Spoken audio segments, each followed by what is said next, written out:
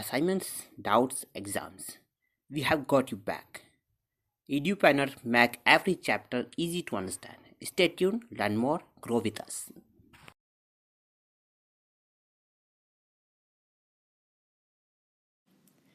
This problem involves a block on a shake table that is shaking back and forth with a frequency of 2 hertz, and the coefficient of static between the block and the table is 0.5. I'm trying to figure out what amplitude can the table have without the block moving across the surface.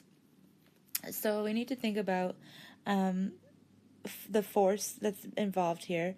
So we have force is mass times acceleration, and we can substitute out acceleration for our omega squared times the position.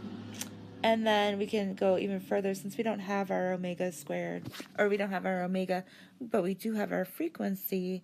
We can actually substitute that out for mass equals 2 pi f squared times our position.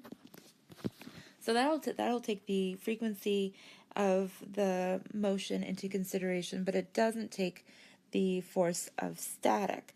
So our maximum force is going to be the coefficient of static times our normal force. And normal force here, our normal force is going to be the force due to weight.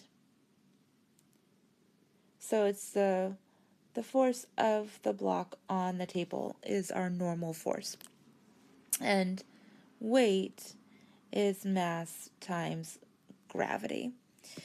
So when we put these two together, the maximum force, taking static friction into consideration and normal force into consideration, and then also taking the motion of the table and the acceleration into consideration, we would end up with the equation mass times 2 pi f squared times the amplitude is going to equal our coefficient of static times our weight, which is mass times gravity. And of course, we can divide out our mass here because it's on both sides. And we're trying to solve for our amplitude here. So we'll have xm, our amplitude, equals our coefficient of static times gravity divided by the 2 pi f squared. So now when we substitute in our known values here, right, we know that gravity is always 9.8 meters per second squared.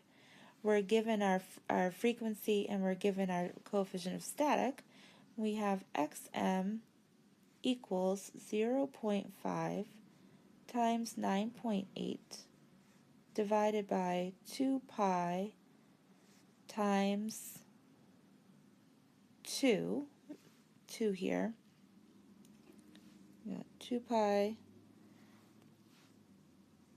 times 2 squared, and we end up with an amplitude of 0.031 meters.